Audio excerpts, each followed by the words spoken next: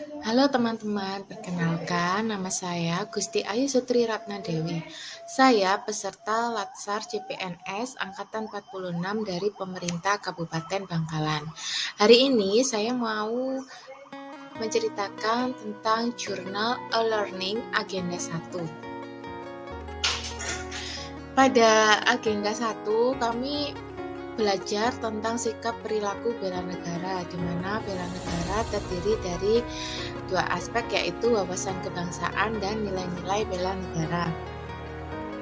Ini adalah Zoom ketika kami mendengarkan materi dari Bapak Arif Raufik selaku Widya Iswara kami. Wawasan kebangsaan merupakan cara pandang yang dilandasi dengan kesadaran diri sebagai warga dari suatu negara akan diri dan lingkungannya di dalam kehidupan berbangsa dan bernegara. Sedangkan bela negara adalah tekad, sikap, dan perilaku serta tindakan warga negara, baik secara perseorangan maupun kolektif, dalam menjaga kedaulatan negara, keutuhan wilayah, dan keselamatan bangsa. Kemudian ada pula isu kontemporer. Isu kontemporer merupakan suatu pokok persoalan yang terjadi pada masa sekarang atau menjadi trending topik pada saat ini. Jadi, solusi penyelesaiannya harus sesuai dengan masa sekarang, yaitu masa modern. Jadi, menurut saya, wawasan Nusantara itu merupakan suatu pengetahuan kita bahwa negara Indonesia telah melalui banyak perjuangan pergerakan hingga sampailah kepada Indonesia yang merdeka, bersatu, dan berdaulat. Hal itu tentu tidak lepas dari perjuangan para pemudanya yang rela untuk mengorbankan harta maupun nyawa mereka untuk kemerdekaan bangsa Indonesia. Hingga dicapailah suatu kesepakatan bahwa kita memiliki bahasa yang sama, yaitu bahasa Indonesia, kita berbangsa sama, yaitu bangsa Indonesia, dan kita satu tumpah darah, yaitu tumpah darah Indonesia yang tertuang dalam Sumpah Pemuda. Sedangkan bela negara memiliki nilai-nilai yang meliputi cinta tanah air, sadar berbangsa dan bernegara, setia pada Pancasila sebagai ideologi negara, rela berkorban untuk bangsa dan negara, serta kemampuan awal bela negara. Kemudian yang terakhir adalah isu kontemporer. Isu kontemporer sendiri yang sedang marak dihadapi bangsa Indonesia saat ini diantaranya adalah korupsi, narkoba, terorisme dan radikalisme, money laundering, proxy war, kejahatan mass communication yang di dalamnya terdapat cybercrime, hate speech, dan hoax. Dan selama kami mengikuti agenda 1, kami tidak hanya sinkronis tapi juga asinkronis, yaitu kami mendapatkan penugasan. Tugas yang pertama kami mendapatkan editing video. Jadi editing video itu masing-masing kelompok dari kami mendapatkan sesuai dengan topik masing-masing. Ada yang mendapatkan bela negara, ada yang mendapatkan wawasan Nusantara atau kebangsaan, ada juga yang mendapatkan tentang isu kontemporer. Kebetulan kelompok saya mendapatkan bela negara. Bela negara yang saya dapatkan adalah bela negara di tingkat internasional. Untuk bela negara di tingkat internasional, saya mengambil topik tentang angklung dan sasando, di mana angklung merupakan alat musik yang terbuat dari bambu, dibunyikan dengan cara digoyangkan, serta kemunculannya adalah pada masa Kerajaan Sunda di abad 12 sampai dengan abad 16. Sedangkan sasando merupakan alat musik tradisional dari kebudayaan Rote yang konon sudah digunakan oleh masyarakat Rote sejak abad ke-7. Pada Maret 2010, Malaysia menyebutkan bahwa angklung berasal dari kota Johor, sedangkan sasando didaftarkan oleh negara Sri Lanka sebagai kekayaan intelektual dunia ke World Intellectual Property Organization atau organisasi hak atas kekayaan. Oleh sebab itulah, kita sebagai generasi muda harus melakukan bela negara dengan cara melestarikan budaya Indonesia. Kita harus merasa terpanggil untuk menjaga identitas bangsa dengan mengenalkan budaya-budaya Indonesia ke mata dunia internasional, sehingga dunia internasional mengetahui bahwa Indonesia memiliki aneka ragam budaya, serta secara tidak langsung akan menumbuhkan rasa bangga dan cinta kita terhadap bangsa Indonesia. Oh iya, pada pertemuan kedua kami juga melakukan diskusi. Jadi video-video yang sudah diedit oleh masing-masing kelompok kemudian dipresentasikan dan kemudian kita sama-sama menyimpulkan.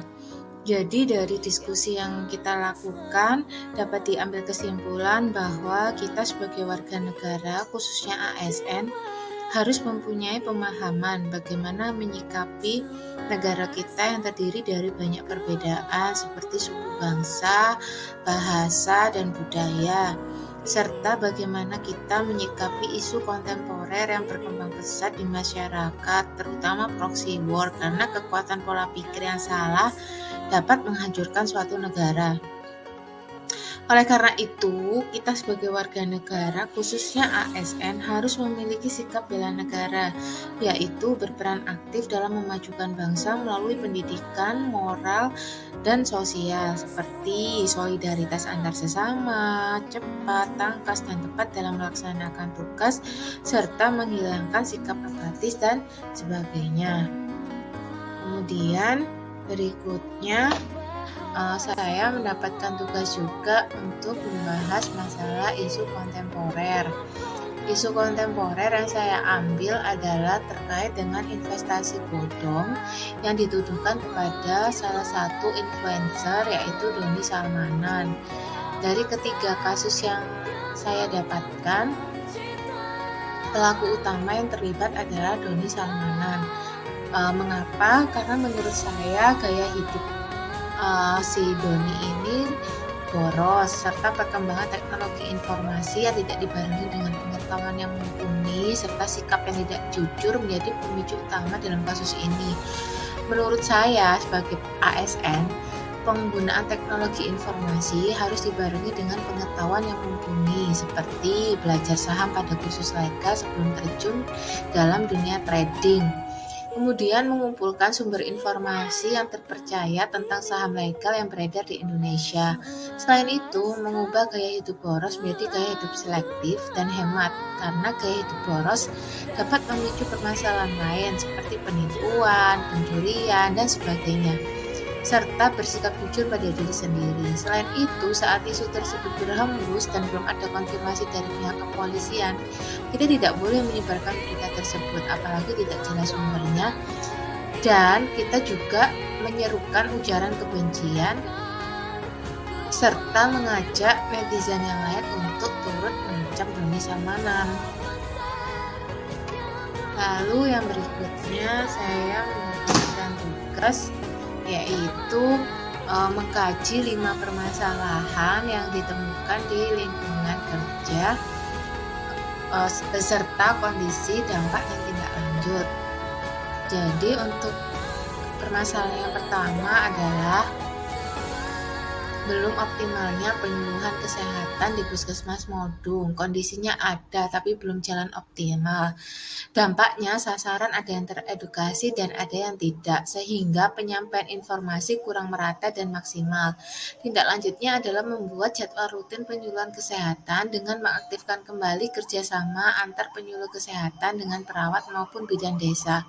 Yang kedua, kurangnya pemanfaatan media sosial sebagai sarana penyebaran informasi kesehatan di masyarakat.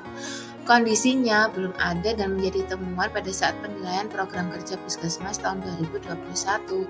Dampaknya rendahnya pengetahuan masyarakat tentang informasi kesehatan maupun pelayanan kesehatan yang tersedia di Puskesmas Modung. Tindak lanjutnya adalah membuat media sosial sebagai sarana edukasi pada masyarakat atau halayak, baik berupa informasi kesehatan yang sedang booming merupakan kasus terbanyak maupun informasi pelayanan kesehatan yang ada di Puskesmas, sehingga masyarakat khususnya warga di sekitar Modung menjadi berdaya terhadap kesehatannya sendiri.